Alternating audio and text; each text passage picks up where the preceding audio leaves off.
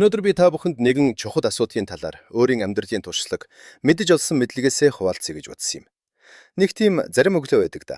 Үүрээр сэрмэгцэл, нэвис санин. Гадаа гудамжинд нам гүм, харанхуу. Гэрийнхэн маань бүгд нам унтаж байхад ганцхан чиний нүдэл аль хэдийн бүрэн нээгтчихсэн сэрвэлзэж хөрвөгөөд унтаж чадахгүй байдаг.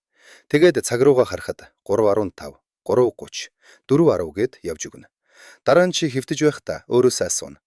Яагаад заавал одоо гэж 6-7-д биш ийм их сэрчих вэ гэж 3-5 цагийн хооронд сэрнэ гэдэг чинь нэг тийм хоёрын хооронд цаг үстэй.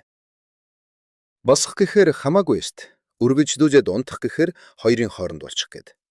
Гэхдээ тэр мөчөд ертөнц яг л хөлгчгсөн юм шиг санагдана. Эргэн тойрон хөдөлгөөнгүй нам гүм. Харин зөвхөн янз бүрийн бодлууд чинь л толгой дотор шивнэлдэж эхэлдэг. Би нэг үе үүнийг зүгээр л нойргүйдэл биж боддог байлаа. Энэ нь сэтгэл түгшилт, ажил амьдралын дарамт, нас, эрүүл мэндгээд янз бүрийн л шалтгаанаас үүдэгтэй байдаг. Гэхдээ энэ үүрээр сэрээд байгаагийн асуудал биш. Энэ бол ямар нэгэн дохио юм байна гэж ойлгосон. Надад нэг дурсамж бий. Би Израильд хэсэг амьдардаг байсан юм. 20 тартай байсан шиг санагдаж байна. Манайх нэгэн хуучин талхны газрын дээр амьдардаг байлаа. Үүр шөнөөр доороос шинэхэн талхны үнэр ханхарж, зуухны хазуун агаар дэшвүлээн. Манай хөрш Шлома гэдэг өвг нь надад хэлжүүлээ. Хүү минь 3-5-ын хооронд сэрвэл бүү тэмц. Энэ бол чиний сүнсний цаг. Тэр чамд ямар нэг юм хэлэх гээд байхад чи чихээ бөгөөд байж болохгүй гэж. Би тэгээд нэг удаа туршиж үзсэн юм. Зүгээр л суугаад цонхоо нээгээд талхны үнэрийг үнэрсэн. Тэгэхэд л би ойлгосон юм. Намайг нойргүйдэл зовоогоогүй. Харин амьдрал өөрөө намайг дуудаж байсан юм байна. Өдөр бүрийн чимээ шуугаанд живээд би доторх дуугаа сонсох завгүй явжээ. Чи даз дэвтэнцэд итрдэг байх албагүй. 3-5 цагийн хооронд сэрээд байгаа учир шалтгааныг зүгээр л биологийн хувьд нойрны үе шат, даавартай холбоотой гэх мэт шинжлэх ухааны талаас нь хэлж болно. Магадгүй чиний зөвч байж мэднэ. Гэхдээ надад нэг зүйлийг тайлбарлаад өгөл дөө. Яагаад яг энэ цагт хүн түгшүүр ба амгалангийн сонин хожимгийг мэдэрдэг юм? Яагаад зүрх жаахан хурдан цохилдог мөртлөө бодол өдрийнхөөс илүү тод болдог юм? Яагаад яг энэ үед дурсамж, харамсал, гэгээрэл бүгд зэрэг орж ирдэг юм? Энэ үнэхээр зүгээр нэг давхцал гэж үү? Еврей хүмүүс үүрийн 3-5 цагийг гэрлийн хаалга нээгдэх үе гэж хэлдэг. Тэр үед сүнс маань чамтай илүү ойр байх гэж, шийтгэж, шалгах гэж биш, өөрийгөө сонсох боломж өгөх гэж дохио өгöd байсан байж. Өдрийн цагаар бас бидэнтэй холбогдож ямар нэгэн хэлэх гиснээ ойлгуулах боломж нь түүнд хэцүү байсан байдаг юм. Бид өдөр нь мөнгө олох гэж их цаг хугацааг зарцуулна. Бусадтай маргалдана, эцэс төгсгөлгүй ярна. Харин шүн бүх юм намдах үед сүнстэй хоёр нүүр тулна. Тэгээд сүнс чинь биеэсээ төрүүлсрээд "Эй, сонсооч, хоёрдоо ярилцах хэрэгтэй байна" гэд сэрээгээд байдаг. Одоо би чамаас нэг зүйл асууя. Чи 3-5-ын хооронд сэрвэл юу хийдэг вэ? Дахиад нэг тийшээ эргэж хараад унтах гэж оролддог уу? Бухимддаг уу? Эсвэл харанхуу руу ширтээд яагаад сэрснээ мэдэхгүй хэвтдэг үү? Чи анзаарсан байх. Ингэж сэрсний дараа заримдаа янз бүрийн хачин бодлоод орж ирдэг байх. Чамд зориулж ямар нэгэн шийдэл шивнээд хэлж өгöd байгаа мэт. Заримдаа энэ нь шин санаа. Заримдаа хэнийг уучлах, хэнийг тавьж явуулах тухай ойлголт. Заримдаа ямар нэг юм өөрчлөх хэрэгтэй гэсэн мэдрэмж. Гэтэл бид ихэнхдээ үүнийг үл тооно. Ирвэж унтах гэж тарчилна. Харамсалтай.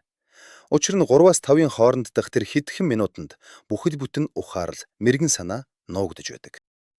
Өнөөдөр би чамд энэ цаг хугацаа яагаад чухал вэ? Мөн үүр цайхаас өмнө сэрвэл яах хэрэгтэй вэ гэдгийг хэлж өгнө. 5 энгийн зүйл. Ямар нэгэн зан үйлч биш, эд шидч биш. Зүгээр л алхмууд. Надад болон энэ аргыг туршсан олон хүмүүсийн амьдралыг нөөцлсөн алхмууд. Итгэж үнэмшил, мөнгө, их цаг хугацаа шаарддаггүй. Зөвхөн өөртөө анхаарах хэрэгтэй. Гэхдээ энэ 5 алхмыг хэлэхээс өмнө нэг зүйлийг сануулъя. Хэрвээ чи 3-5-ын хооронд сэрээд байдаг бол энэ санамсаргүй явдал биш гэдэгт итгэдэг байх хэрэгтэй. Энэ бол дохио. Түүнийг хүлээж авах уу эсвэл дахиад л хан руу харж эргэх үү? Үүнээс л шалтгаалж энэ олон шүн чамайг дуудаж сэрээгээд байгаа тэр намуухан дууг хизээ нэгэн цагт үнэхээр сонсох хэсэг чинь шалтгаална. Тиймээс энэ ярилцлагыг дуустал нь сонс. Эцэст нь би амнаас ам дамжин олон зуун жил дамжиж ирсэн нэгэн хуучин еврей мэрэгм үгийг танд хэлж өгье. Тэр үгж яагаад яг энэ цагт сүнс бидэнтэй ярьдгийг тайлбарлана. Итгэхээрэй. Нэгд ойлгох чухал. Чи нойргүй шөнүүдийг өмнөх шигэ хизээж харахгүй. За тэгээд ирхий. Хэрвээ чи 3-5-ын хооронд сэрчихсэн бол эсэргүүцэх хэрэггүй. Нойргүйдэл байна гэж өөрийгөө зэмлэх хэрэггүй. Уурлаж бухимдах хэрэггүй. Нүдээ хүчээр анж тэмцэгч хэрэггүй. Миний өвөө надад хэлдэг байсан юм. Амьдраг чамайг аль хэдийн сэрэж гисэн бол чи унтаж байгаа дүр эсгэх хэрэггүй. Бос. Тэгээд сонс. Энэ хэсгийн төгсгөлд би чамд нэг зүйлийг хэлье. Шөнийн 3-5 цагийн хооронд сэрэх нь хараал биш, ядаргаа биш. Бас нойрны хямрал биш юм. Энэ бол өөрийгөө таних урилга юм. Энэ бол ертөнц үүд хаалга нээж, хүсүүд орж ир, ярилцъя гэж хэлж буй ах шин юм. Хэрв чи энэ мөчүүдийг хүлээн авсгаруул шөнөөс айхаа болно. Харин ч тэр цагийг хүлээдэг болно. Учир нь яг тэр үед л сэтгэл хамгийн чухал зүйлийг шивндэг юм. За тэгээд сонсож бай. Зөвлөгөө гэдэг сайн зүйл боловч амьдрал хэрэгжүүлэхгүй бол тавиур дээр хэвтэж байгаа тоосонд дарагдсан номтой адил. Байдагд боловч ашиг тусгүй. Тиймээс эдгээр 5 зүйлийг зүгээр нэг ой үг гэж хിവэр үлдээлгүй. Хэрхэн бодит амьдралд хэрэгжүүлэх талаар хэлж өгье. Эхний алхам бол талархал. Бусдад талархаж сурыг. Амьдрал ийм хэцүү байхад би юунд талархах ёстой гэж. Төлбөр тооцоо, өр шир, эрүүл мэнд, бухимдал, баярлах юу байна гэж чи хэлж магадгүй. Харин би чамд яг тийм учраас л талархах хэрэгтэй гэж хэлнэ. Бүх зүйл хялбар байгаа учраас биш, харин чамд өгөгдсөн бүхний төлөө. Яг одоо чиний баярлалаа гэж хэлж чадах 3 зүйлийг сандаа. Юу ч байж болно. Надад гэр орон байна. Намайг хүлээх хэн нэгэн байна. Би хэцүү байсан ч инээж чадаж байна. Хэрв чи шүн сэрүүл үүнийг шивнэн хэлээрэй. Чанга хэлэх албагүй. Зүгээр л амьд байгаадаа баярлалаа. Өглөө ирж байгаад баярлалаа. Надад боломж байгаа учраас баярлалаа гэж хэл. Нэг удаа юр гарсан нэгэн өндөр настай эмээ ингэж хэлхийг би сонссон юм. Өглөө бүр нүдэ нээхдээ би бүх зүйл сайн байгаагийн төлөө биш, харин дахиад нэг удаа хичээж үзэх боломж олцсонд бурханд талархдаг гэж. Энэ бол жинхэнэ талархал юм. Энэ нь төгс нөхцөл шаарддаггүй, харин тэр нөхцөлийг өөрөө бүтээдэг. Хоёр дахь алхам. Амьсгалах. Ихэнх хүмүүс амьсгалж мэддэггүй гэвэл чи гайхах байх. Тэд агаар дуусчихъя гэж айж байгаа мэтэл тасалдуулж амьсгалдаг. Үүнийг өөрөөр тушаад үз. 4 тоолоод амьсгал ав.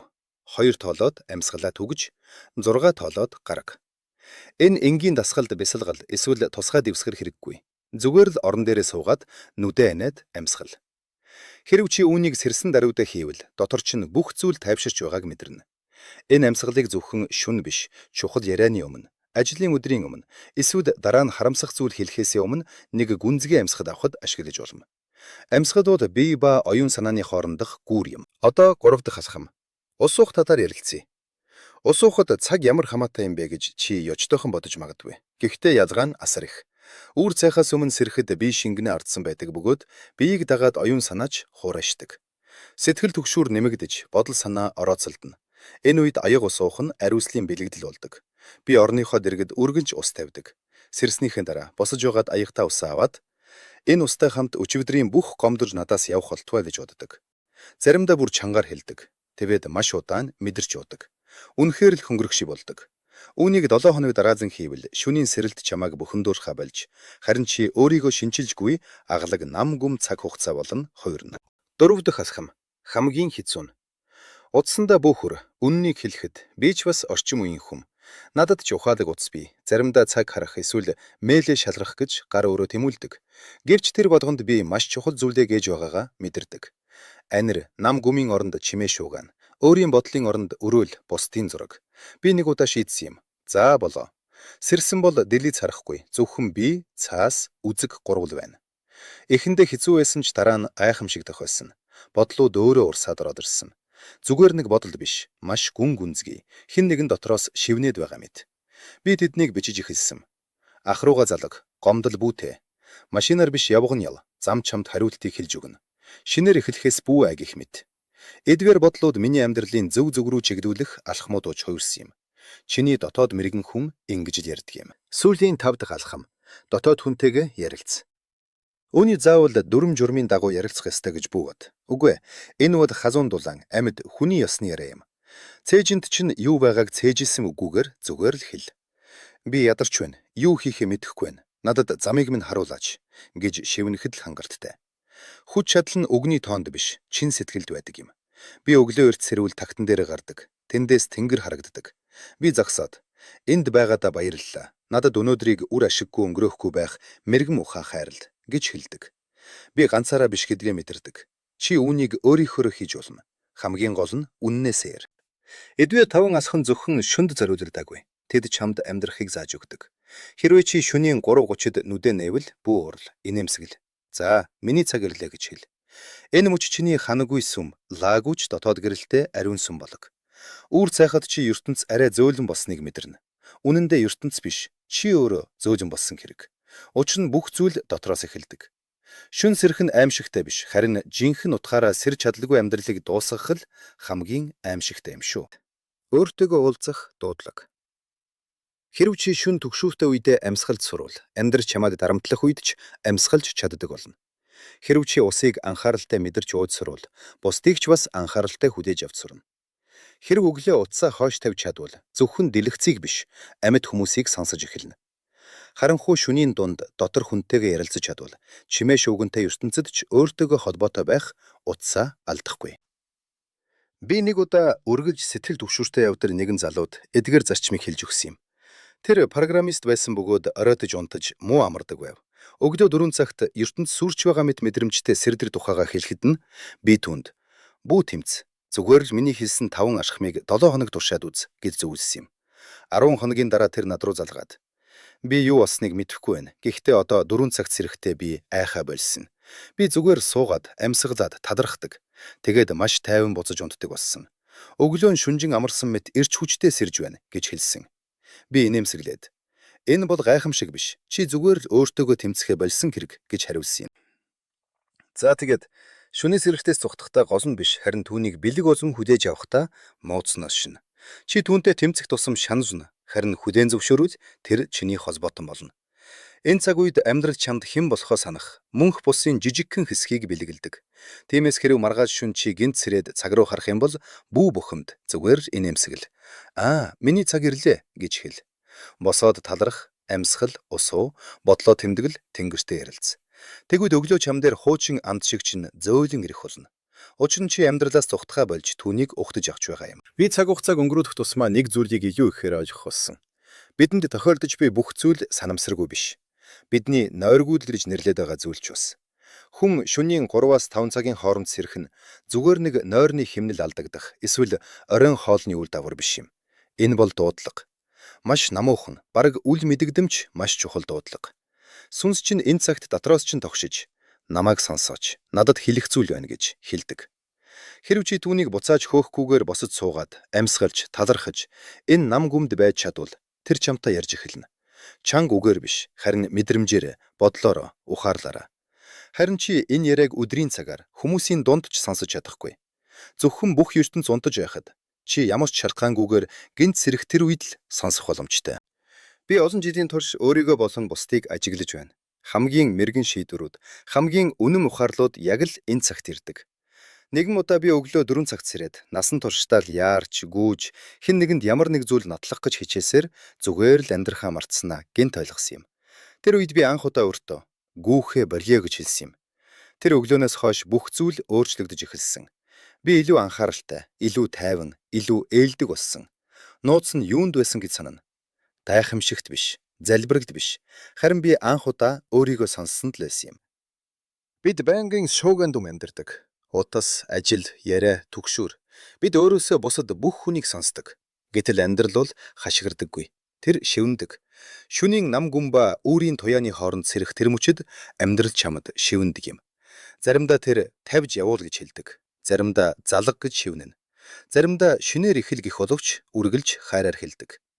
Хэрв чи эдгээр мөчийг хөөж явуулахгүй, бидэг болгон хүлээн авбал чиний сэтгэл санаанд чинь бүх зүйл тодорхой болно. Би эдгээр энгийн зүйлс болох талархах, амьсралах, ус уух, удсанд хүрэхгүй байх, дотор хүнтэйгээ ярилцах нь хүнийг гаднаас нь биш, дотроос нь хэрхэн өөрчлөлтийг харсан. Миний нэгэн танил үргэлж бухимдуу ядарсан хүн өглөө 4 цагт сэрээд байснаа миний зөвлөгөөг дагаж эхэлсэн байдаг. Сарын дараа тэр "Би олон жилийн дараа анх удаа дотоод нам гүн байдлыг мэдэрч байна. Өмнө нь би үүнийг уйдгар гэж боддог байсан бол одоо энэ бол амар амгалан гэдгийг ойлгосон" гэж хэлсэн.